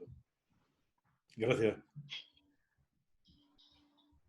Pues gracias, Tomás. Celia. Pues, yo creo que efectivamente no tiene ninguna relación. En caso de un accidente, se investigaría por las dos vías. Por un lado, se investigaría la CIAIAC, investigaría las cuestiones técnicas, pero al final, si ha habido daños materiales o víctimas, habrá un procedimiento civil o un procedimiento penal. En principio, el cuerpo de peritos se crea para asistir en los procedimientos judiciales. La CIAIAC tiene sus propios expertos y bueno, en el caso nuestro, Procta no está presente en la actual CIAIAC. Bueno, va a haber una reorganización, se espera una reorganización de la CIAIAC. Sí estamos presentes en CEANITA y compañeros nuestros asisten a CEANITA en estas mismas cuestiones. Cuando analizan los incidentes, que en el caso de CEANITA son los incidentes, digamos, menores, los que no llegan a ser cuasi colisiones, hay compañeros que acuden a las sesiones de Cianita para explicarles la visión, el punto de vista de los controladores aéreos. No como perito controlador, porque es una figura judicial, pero sí realmente haciendo esa misma función como vocal de la Cianita. Y no sé si con esto he contestado.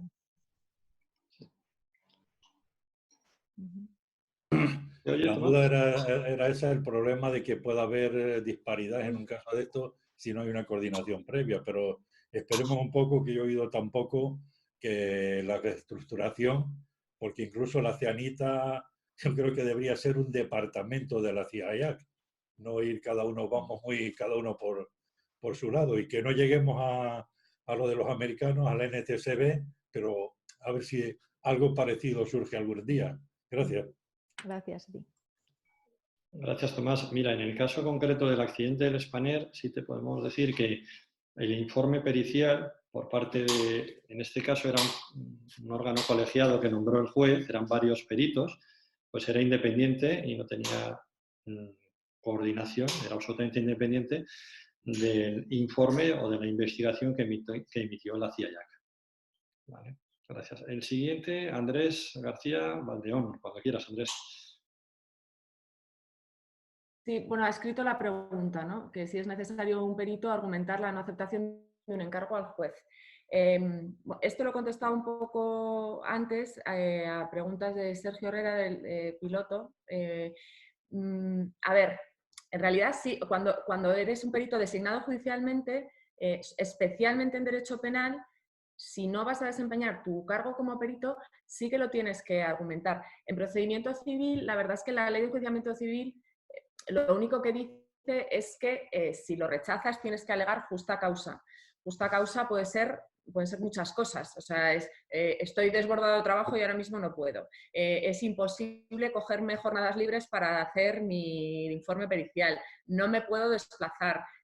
Bueno, no me puedo desplazar sería algo más, ¿no? Algo más, casi sería más imposibilidad. Pero bueno, dentro de justa causa entra mucho. Eso en procedimiento civil. En procedimiento penal, el Código Penal sí que dice que solo puedes rechazar tu encargo como perito si estás, dice, legítimamente impedido. Ya las causas son un poco más serias para poder rechazar el encargo como perito.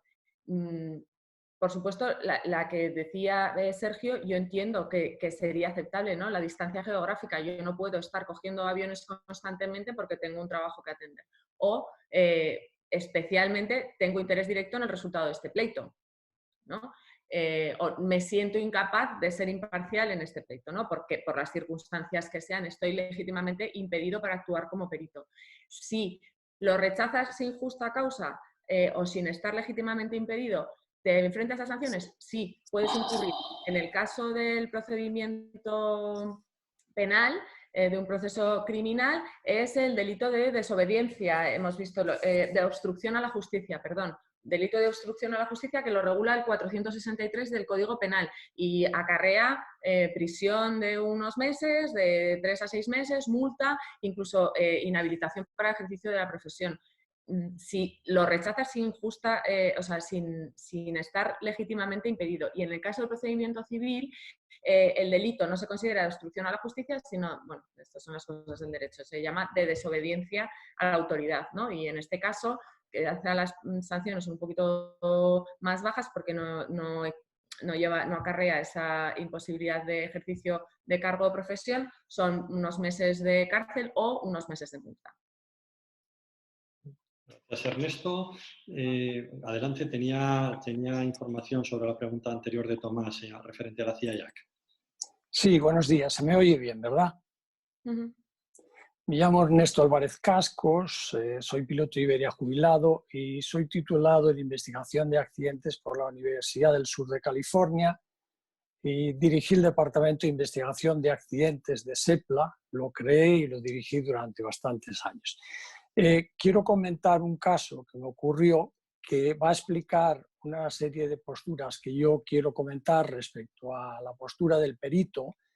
Yo formo parte del turno de peritos del COPAC y al final de mi exposición va a aclarar también esta pregunta que se hizo sobre qué papel desempeña la CIAC en un caso de estos. Bien, lo primero que quisiera comentar es que yo hice un peritaje antes de que existiera el turno de peritos de pilotos oficialmente. Hice un peritaje de parte hace muchos años en un accidente. Por cierto, en Canarias, desplazándome desde Madrid, que también era una cosa que se comentó. Quiero comentar que cuando uno hace perito de parte, corre un peligro que quisiera comentar. Puede suceder que la persona, concretamente la investigación de un accidente, la persona que te pide hacer el peritaje te diga, como me pasó a mí, que lo que le interesa a él es que tú digas que no se puede llegar a una conclusión sobre los motivos del accidente. Tú como abogada sabes perfectamente que si no se puede determinar la causa del accidente, no hay causa, con lo cual no se puede imputar a nadie. Bien, el abogado de la defensa quería que yo como perito dijera que yo no tenía capacidad, por los medios que se disponía, de averiguar la causa de ese accidente y eso le facilitaba el trabajo totalmente. Claro, el problema, yo eso lo advertí al abogado, es yo creo que voy a poder determinar la causa, como así hice y fue.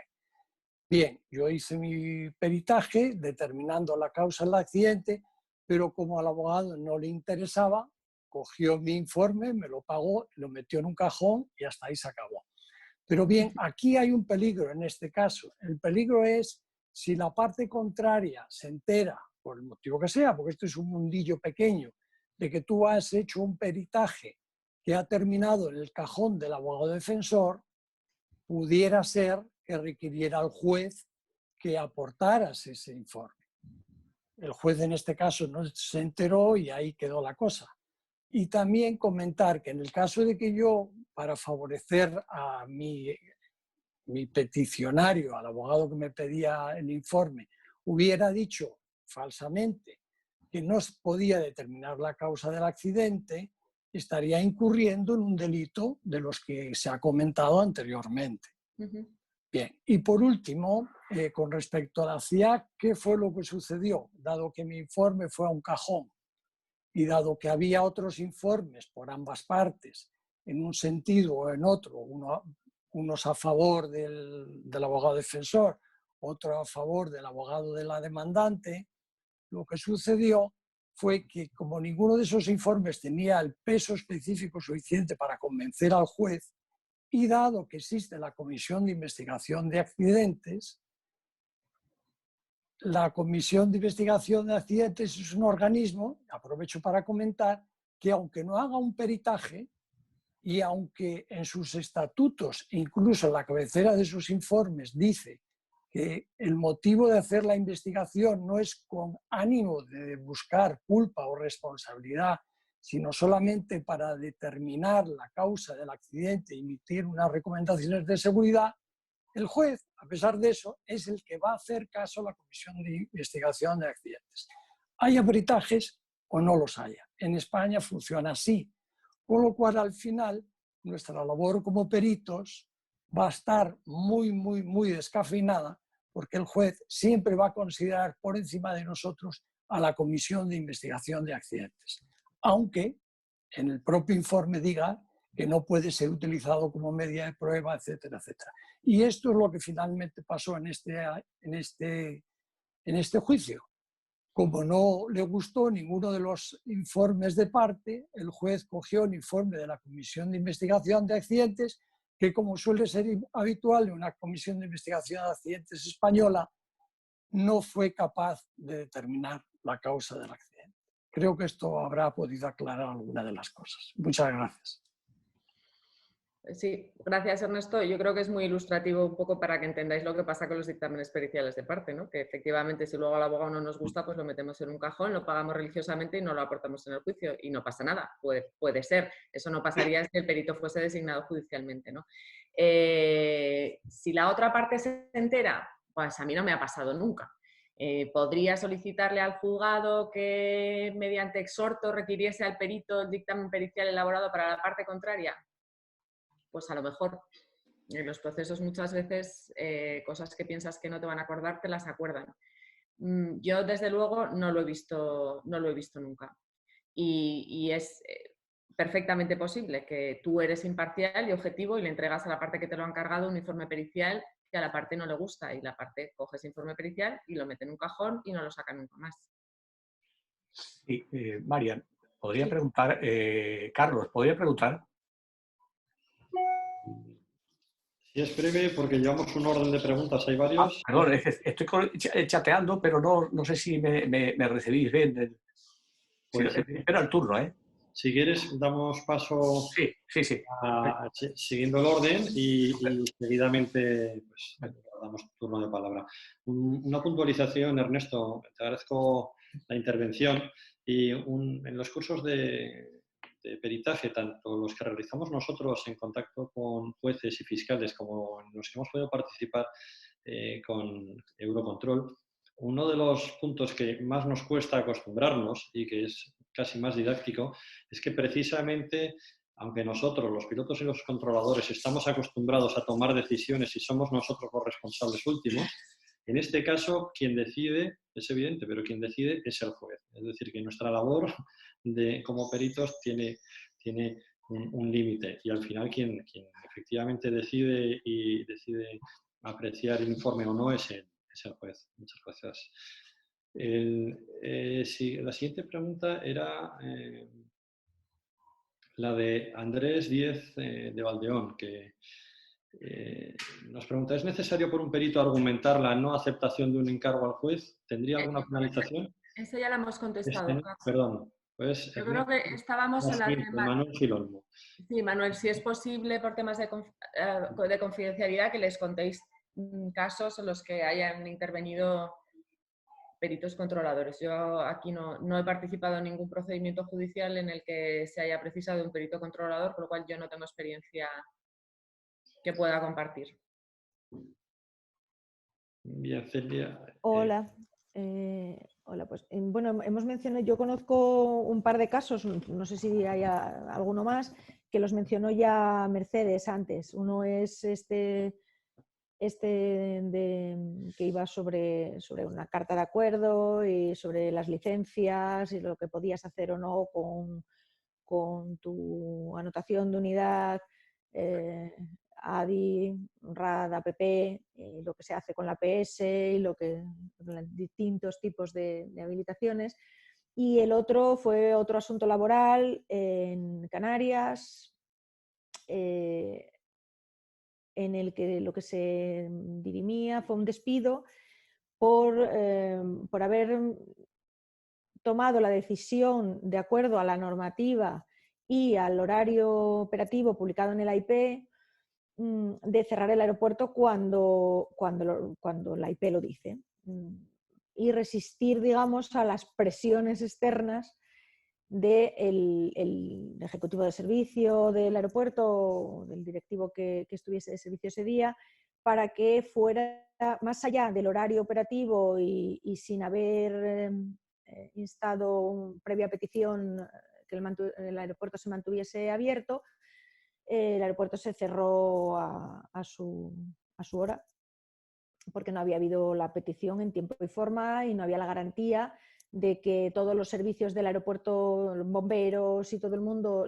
siguiese presente en el aeropuerto, con lo cual el controlador en ese caso decidió cerrar el servicio y, bueno, pues claro, como eso supuso que quedó un avión con el pasaje a bordo sin salir y fue una cosa muy mediática y entonces pues la compañía, el prestador de servicios en la torre decidió despedir a la persona en particular que había protagonizado el evento y además a su superior por apoyarle en la toma de las decisiones cuando se le habían pedido explicaciones. Este se ganó. Hubo una intervención de un perito de Aprocta y efectivamente el juez llegó a la conclusión de que por motivos de seguridad el horario de la IP estaba ahí para algo y que no había garantías de que todos los servicios estuvieran disponibles y ese caso se ganó. Esos son los dos que yo conozco así ahora mismo para rápidamente. De todas formas, también vamos apretados con la hora, Manuel. Estás, por supuesto, invitado, si quieres participar, que analizamos casos en el curso de peritos y mundo judicial, a ver si podemos celebrarlo en octubre que viene. Jordi tenía una pregunta, dice: buenos días, normalmente ¿de cuánto tiempo se dispone? Si necesitaras más tiempo para terminar el perito, ¿podría pedirlo? Gracias. A ver, pues otra vez hay que diferenciar un poco que el perito sea de parte o que sea perito judicial. El tiempo del que dispones es el que te diga, el que te encarga el dictamen, ¿no? Las partes, al menos en proceso civil, en proceso penal, los dictámenes periciales se pueden aportar prácticamente en cualquier momento. En proceso civil, no. Las partes, si llevas un dictamen pericial de parte, están obligadas a presentar sus dictámenes periciales con sus escritos iniciales, que son el de demanda y el de contestación. Si no lo presentas en ese momento procesal, no lo puedes presentar después, con algunas excepciones, que es que, por ejemplo, en la contestación a la demanda, desde que te notifican la demanda, tienes 20 días para contestar a la demanda. A lo mejor en 20 días no puedes conseguir un dictamen pericial, pero sí que tienes que hacer ya un anuncio de dictamen pericial y que el perito diga expresamente que le es imposible concluir su pericia en 20 días, ¿no? Cuando se designa judicialmente, el juez le dirá al perito el plazo que tiene para presentar el dictamen pericial. ¿Podrá pedir ampliaciones si existe justa causa? Sí. O sea, la regla general es en el plazo que te den. Cuando eres de parte, el demandante te va a decir: lo tengo que tener para este día, que es cuando tengo o quiero presentar la demanda. En la contestación a la demanda, el demandado te va a decir: necesito para tal día el dictamen pericial. En todo caso, lo tienen que tener las partes con anterioridad a las celebraciones de las vistas, de las audiencias previas o de los juicios verbales. Lo tienen que tener antes las partes para poder conocerlo y, en su caso, poder proponer prueba en consecuencia y poder hacer las alegaciones en consecuencia, ¿no? O sea, la regla general es que cuando te lo digan las partes o el juez, podrás solicitar prórrogas en determinados supuestos y se aceptarán cuando haya justa causa, y en todo caso lo deben conocer las partes antes de que se celebre el juicio. Miriam, una cosa, disculpe. Justa causa significaría demanda de tu trabajo al ser profesional ejerciente. Por ejemplo, sabemos que hay épocas del año que se trabaja más y hay otras épocas que menos. Sí, por ejemplo, pero un caso en verano, que todos trabajamos un poquito más normalmente, ¿eso sería una justa causa? Perfectamente, sí. Vale, simplemente. Muchas gracias. Gracias. Ahora tiene la palabra, que puede ampliar también la información de los casos, Antonio Toscano. Me alegro de verte. Además, Antonio, algún día de estos tendrás que darte una charla porque tiene experiencia en todos los campos, como controlador y como piloto. Adelante, Antonio. ¿Se me escucha? Me parece que no, ¿no? Sí, bien. Sí, sí. Bueno, nada, alguien preguntó si teníamos alguna experiencia que contar en cuanto a haber acudido a un controlador como perito. Pues lo he escrito porque no estaba seguro que mi audio saliera, ¿no? Y es que acudí, me solicitó la jueza que acudiera como perito a un juicio en Jaén, porque un helicóptero VFR, pues en el mes de enero voló sobre una localidad en la provincia de Jaén, provocó, eso decía la familia del fallecido, un alud de nieve y bueno, alegaban causa-efecto, es decir, que el paso del helicóptero, decían también que había hecho una serie de maniobras semiacrobáticas y que eso provocó un estampido y el alud de nieve. El caso es que falleció un montañero en presencia del padre y la familia reclamó al piloto que las maniobras que realizaba pues habían sido la causa del alud y del fallecimiento. Entonces, en ese caso me encontraba yo en activo todavía en el Centro de Control de Vuelo de Sevilla y se pudo aportar pues la traza radar, el plan de vuelo y documentación, en fin, en el cual básicamente pues la jueza quería saber si efectivamente la trayectoria del vuelo había sido un vuelo recto y nivelado y si la altitud de vuelo era acorde a la normativa, en este caso de vuelo visual, y en ambos casos se demostró que sí, y el piloto salió absuelto, ¿no? Fue una curiosidad porque yo no había participado nunca hasta ese momento como perito y en este caso fue la jueza quien lo solicitó.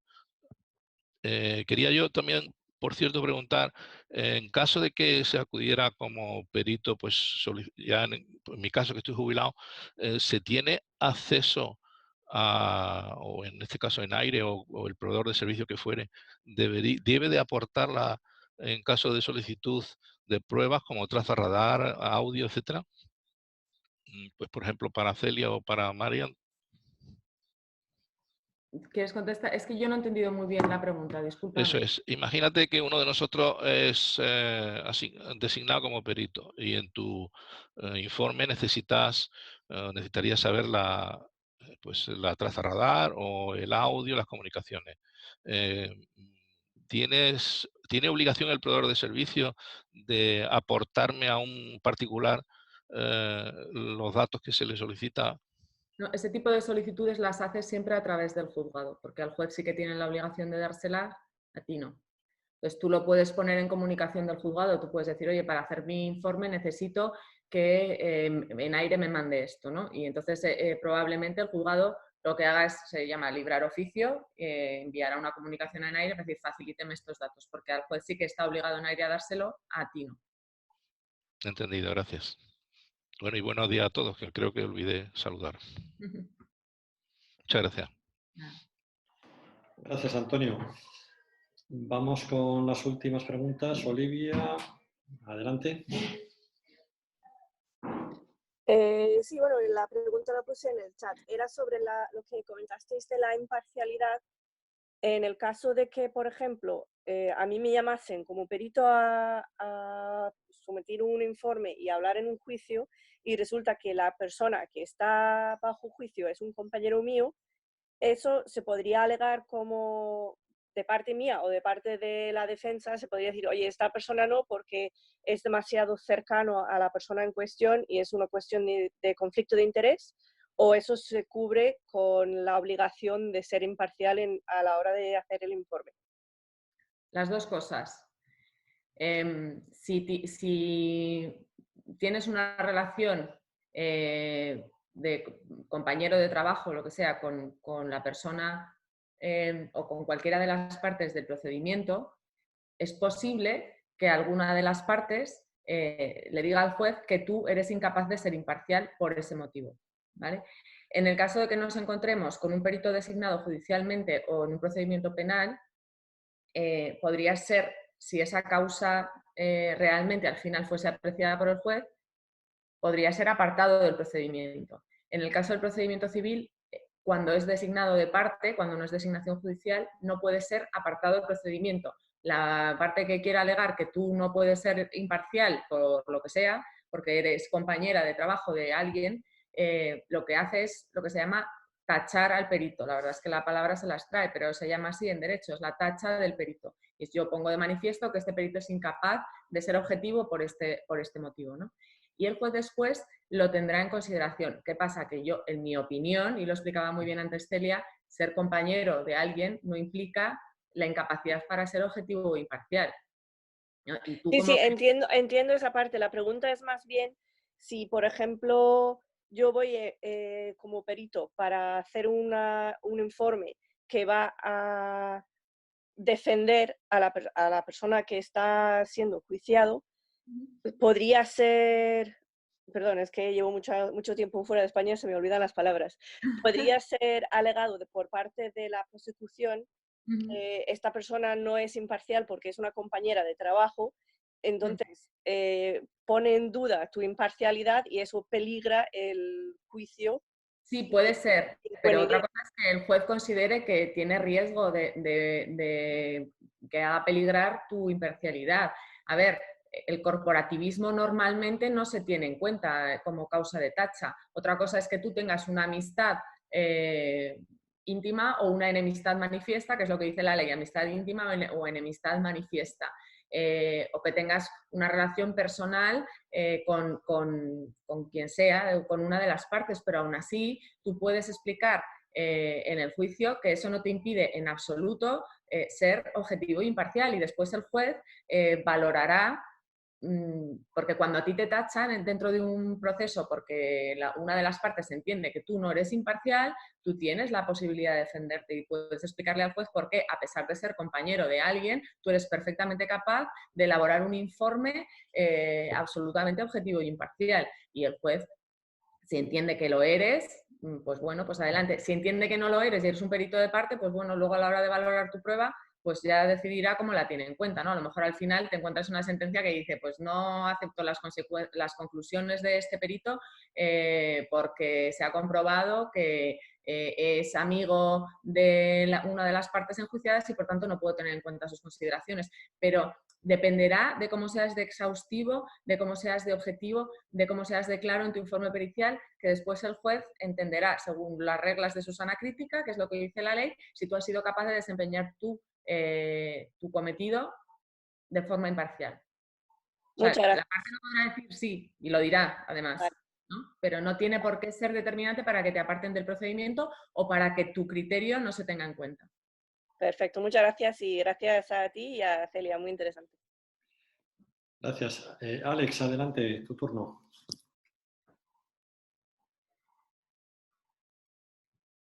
Hola, ¿me oís o no me oís? Perfecto. Venga, solo un caso rápido. Fue contactado, perito, piloto, fue contactado por un bufete de abogados muy conocido que pretendía, para un tema laboral de un comandante, que lo querían expedientar, pues pretendía, al fin y al cabo, lo que no quería no era una peritación, sino que yo ratificara o que como les ayudara, ¿no?, en su empuje para ir en contra de la compañía como tal, ¿no? De esto, pues bueno, yo les digo, oiga, me pasaron una documentación, me la estudian, una información confidencial sobre lo que el comandante alegaba de esta compañía en términos de seguridad. Y al fin y al cabo, pues oiga, le dije, usted me tiene que concretar el objeto de la pericial. Porque yo de periciales he hecho unas 7. Tengo una abierta también ahora, que tengo que ir a declarar en breve cuando se salga de este. Y he hecho unas 7, todas referentes siempre a aviación y temas de vuelo. Y pues esta me llamó la atención sobre todo por esto. Entonces ellos pretendían esto, que yo actuara como, no sé, para ir en contra de la compañía como tal, lo querían reventar todo, ¿no? Entonces digo, oiga, usted, por eso es quiero decir, y enseñar la parte mala de todo esto, o el decir que no a una pericial. Pues al fin y al cabo la concreción no era aquella, oiga, pero usted dígame sobre qué exactamente quiere que yo tenga el objeto de la pericia, ¿no?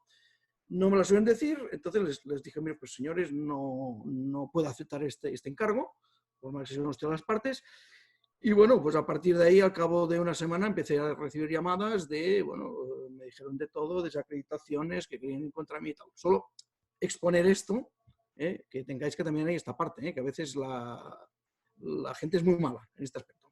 Solo quería añadir esto.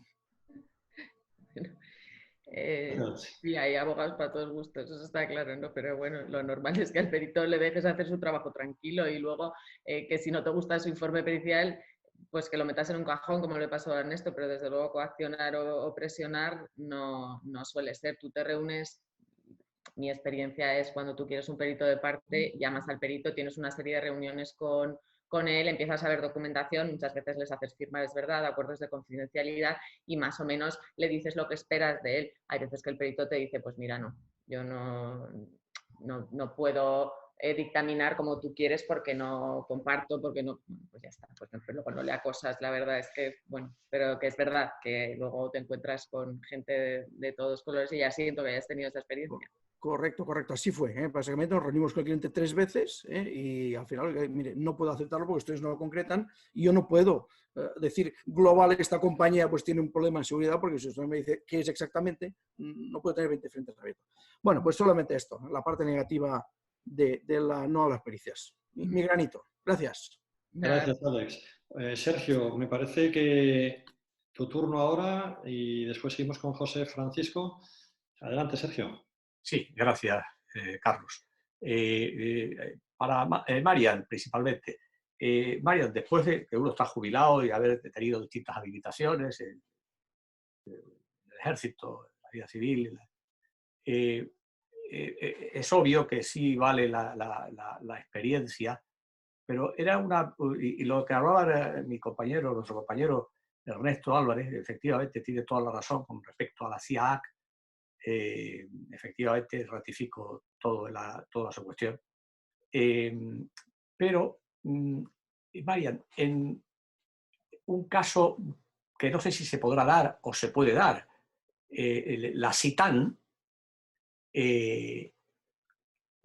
puede haber un incidente o un accidente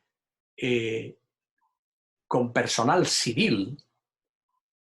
Nosotros, los peritos del colegio, podemos participar, podemos, si nos llaman, podemos participar. Es una pregunta, en fin, un poco de perogrullo, pero tú seguro que me la podrás contestar. Nada más, Marian. Gracias, Carlos, también. Ya me perdonaréis porque, como os decía, o sea, lo mío es el derecho que no... Lo de la SITAN, ¿esto a qué referís? Sí, lo de la CITAN es las investigaciones que se hacen en este caso en el Ejército del Aire. Vale.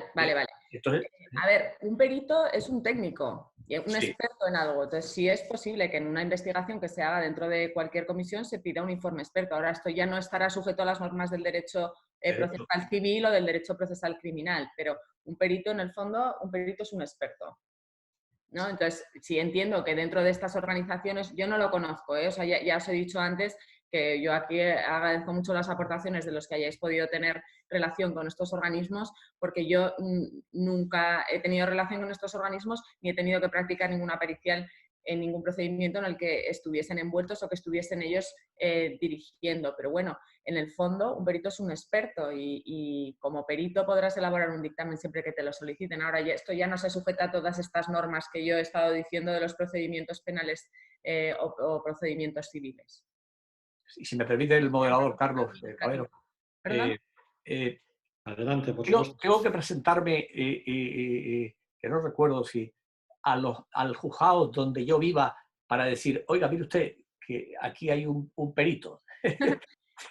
Esto se hace a través de los colegios profesionales. O sea, algo a través del COPAC. Exacto. O sea, como he explicado antes, los juzgados y los tribunales a principios de cada año, en el mes de enero, se dirigen a los distintos colegios profesionales y a las distintas asociaciones profesionales para que les remitan un listado de aquellos profesionales que están dispuestos a actuar como peritos en procedimientos civiles, penales, lo que sea. Entonces, con anterioridad a ese mes de enero, tu colegio profesional o la asociación a la que pertenezcas se habrá puesto probablemente en contacto contigo y te habrá dicho, oye, ¿te interesaría ser perito? Y entonces, si tú dices que sí, te incluyen en la lista. Y esa lista se traslada después a los juzgados que la solicitan.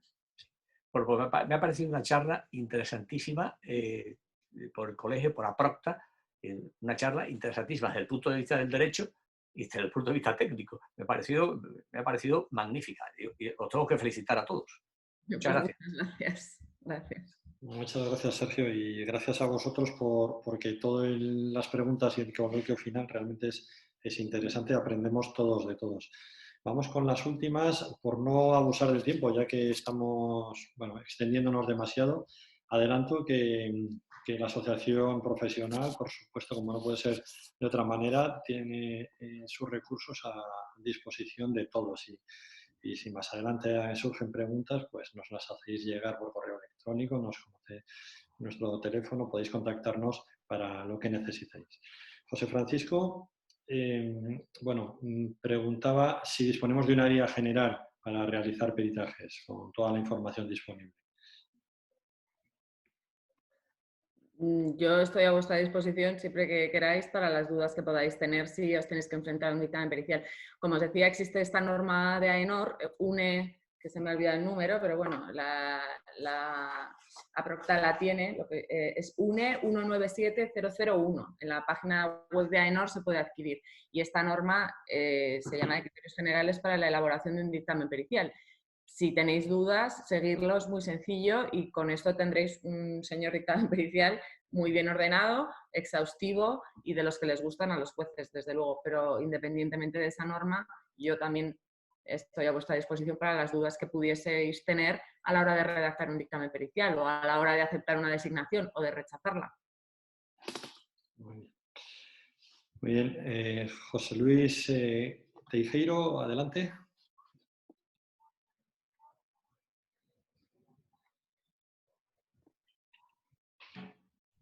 No sé si está. ¿Tienes acceso, José Luis? Es piloto de helicópteros, instructor, examinador, perito judicial del COPAC.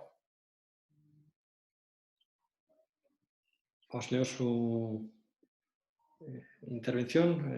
Comenta sobre la problemática de los informes de la CIAIAC y los informes periciales.